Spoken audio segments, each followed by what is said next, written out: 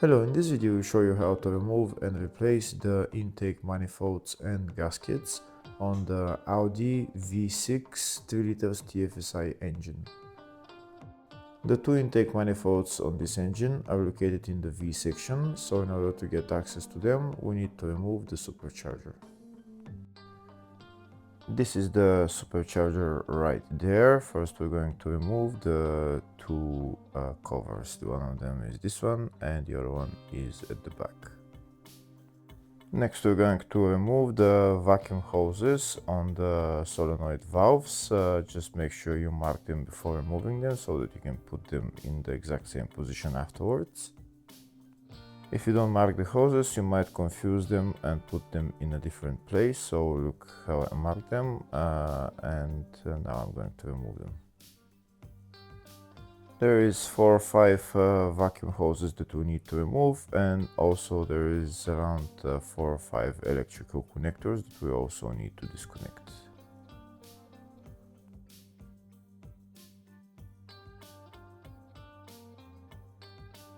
Next we're going to remove this air intake pipe. If the video is useful, please like and comment on the video and subscribe to the channel to see more videos like this. In the description of the video I have links to tools that I recommend for doing jobs like this.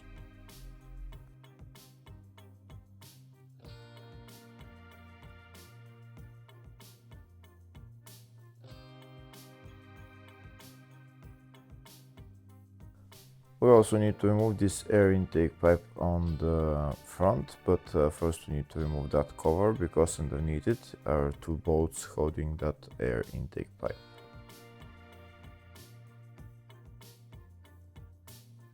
Now that this cover is removed, we're going to remove the bolts holding the air intake pipe. This is one of them right there.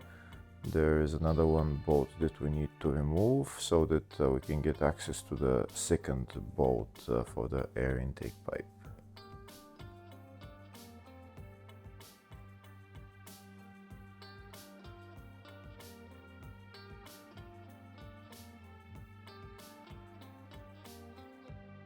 Now that the 3 bolts are removed, we can take out that air intake pipe.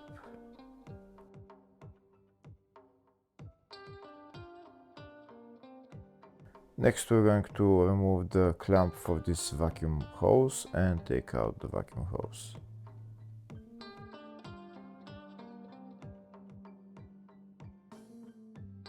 We're going to disconnect the 2 electrical connectors on this sensor and the other electrical connector on that sensor. There is a tab on it that we need to pull up and then push in. Next we're going to remove the plastic cover on this side. It's held by 2 bolts, and then there is another plastic cover on the other side that's held again by 2 bolts. We need to remove both of them.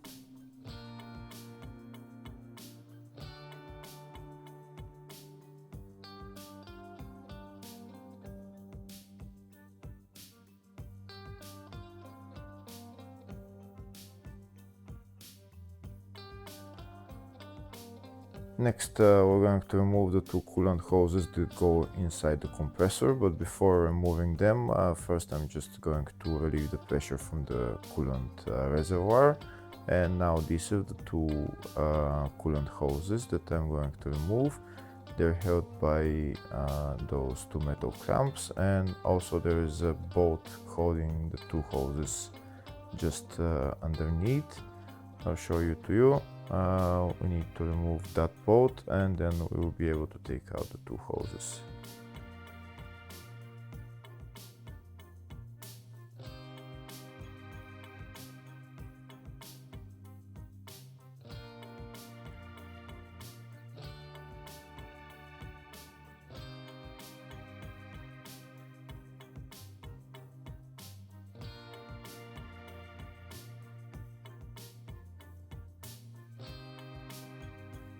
That's the 2 hoses removed. Next I'm going to remove the belt from the compressor. This is my wrench that I'm going to use, and that in the bottom is the tensioner that we need to turn clockwise and then take out the belt.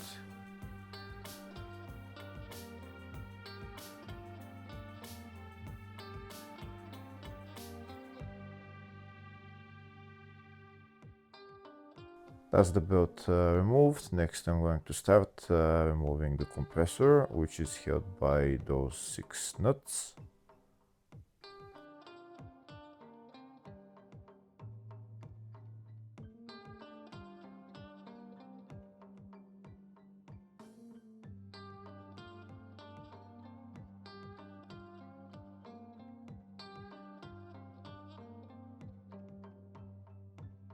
Now that the 6 nuts are removed, I'm going to put my extension bars on both sides and just try and pull out the compressor. If it doesn't want to budge, maybe get somebody to help you from one side and you do it from the other side. Once you lift it up a little bit, check if there is any more vacuum hoses or electrical connectors that you need to disconnect on the rear, and disconnect them, and then you can take it out. Here you can see it's coming out on both sides. You have to take it out evenly because of those large bolts. And now check if there is any more electrical connectors, and once there are no more electrical connectors connected, you can just lift up the compressor, and that's the compressor out. Now that the supercharger is removed, we have access to the 2 intake manifolds. That's the PCV valve in there as well. In order to get access to the injectors or the PCV valve, we need to remove both intake manifolds. This is one intake manifold and the other intake manifold is on the other side. To remove the intake manifolds, we need to remove the fuel line that is going to both fuel rails on the intake manifold. That's the fuel line going all the way to there. We just need to disconnect it. We'll start by removing those 2 bolts for the metal tab. We're also going to remove the nuts holding the fuel line to the fuel rail. You need 2 spanners to do that.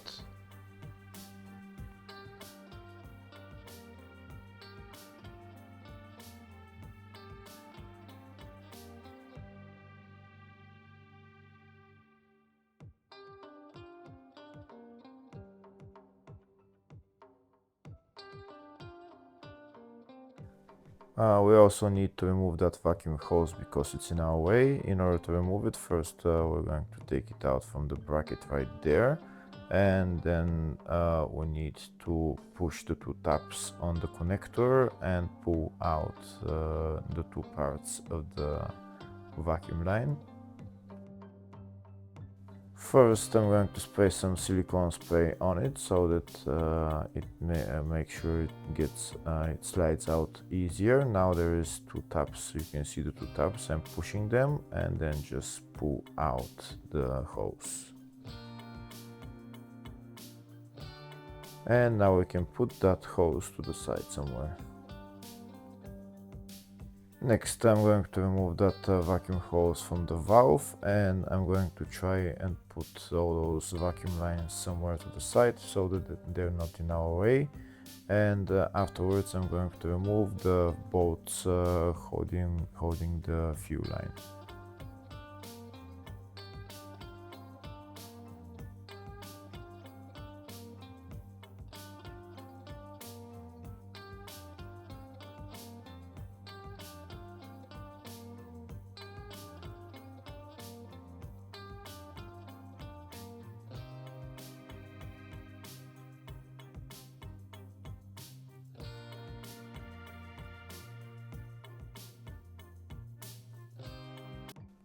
Now that the fuel line is loose, next we're going to start removing the 2 intake manifolds. Each intake manifold is held by 7 bolts that we need to remove, also the vacuum hose on the valve and an electrical connector.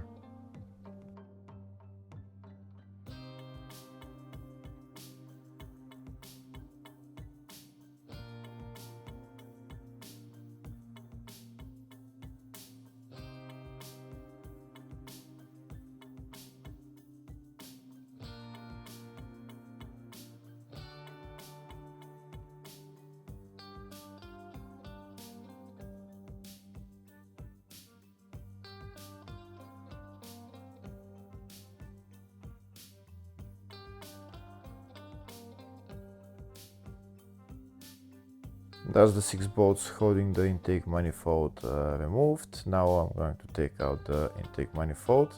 If the manifold doesn't want to come out, then I'm going to use my pry bar, pry it out from one side a little bit, and from the other side it's hard to come out because the injectors are holding onto the intake manifold. Sometimes the intake manifold comes out with the injectors, sometimes it comes out without the injectors, but you just need to pry it out and it will come out. You also need to be careful when prying out the intake manifold because the intake manifold is plastic. You don't want to break it. You can see in my case it came out pretty straightforward. There is an electrical connector on that valve that we need to take out. And now we can take out the intake manifolds. That's the intake manifold. Now you can clean it, and if you're going to use it, just put new gaskets on. You can see there is one O-ring from the fuel injector on that intake manifold. Removing the other intake manifold is the exact same procedure, 7 bolts, and then you pry it out.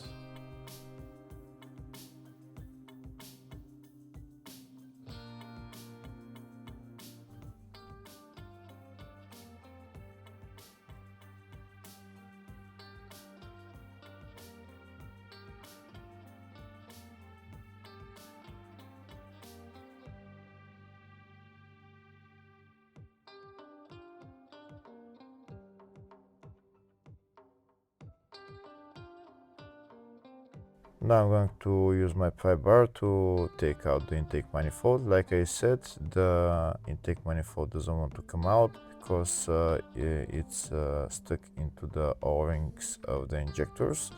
So you need to apply even force on both sides and it will come out eventually. Like I said again, sometimes the intake manifold comes out with the injectors, sometimes it doesn't come out with the injectors. It's nice to replace the O-rings on the injectors and also the gaskets on the intake manifold. Before removing the intake manifold, I need to remove the vacuum line and also the electrical connector for it, and then we can take out the intake manifold.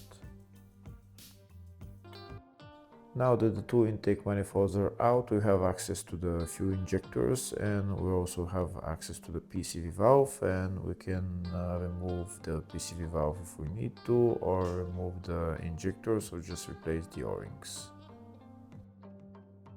Before putting the intake manifolds back on, first I'm replacing the gaskets on them and then we can put them back on the engine. When putting them back on the engine, first I'm going to put the vacuum line and also the electrical connector on that valve on the intake manifold, and then I'm going to put the intake manifold in its place.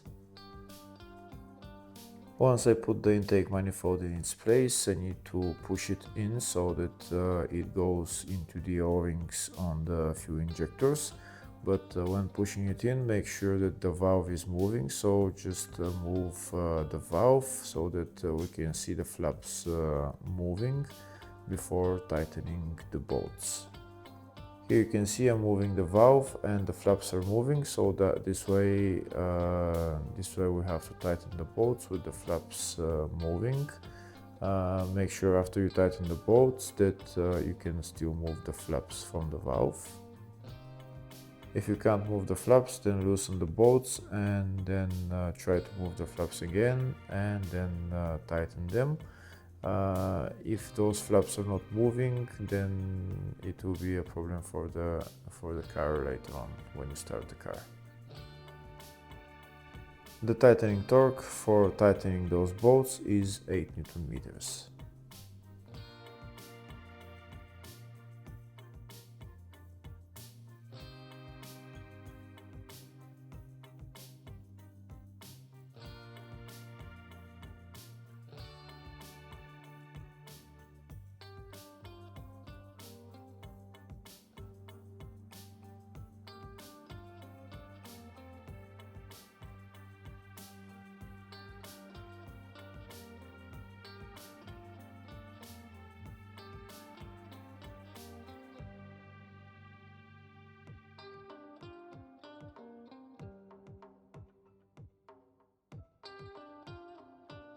Now that's all the bolts tightened. Next I'm going to check if the flaps are moving. I'm going to move the leg on the valve and we'll see if the flaps are moving. If the flaps are moving, then that means we've installed the intake manifold okay. And now we're going to install the second intake manifold. Installing the second intake manifold is exactly the same as the first one. Make sure the valve, when you move the valve, the flaps are moving. Just pushing the intake manifold onto the O-rings of the fuel injectors and then tighten the bolts while moving the intake manifold so that you'll be able to move the flaps after the bolts are tightened.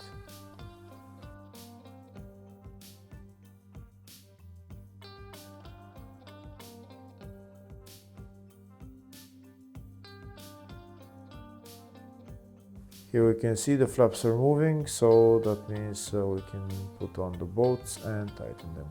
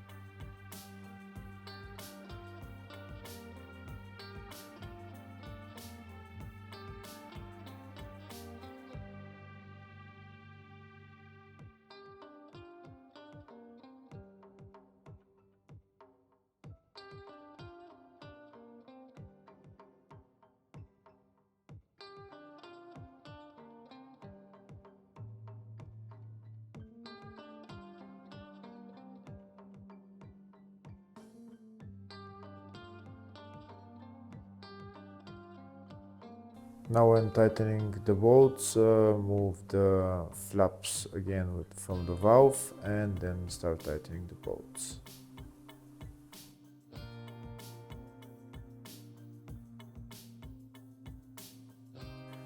The tightening torque for these bolts is again, like I said, 8 Newton meters. And once you tighten all the bolts, make sure that the flaps in the intake manifold are moving. If they're moving, that means everything's okay with this intake manifold. Here we can see flaps are moving, so then we're done with replacing the intake manifold. You assemble everything else in the reverse order. Hopefully the video was helpful. Please like and comment on the video and subscribe to the channel. Thank you.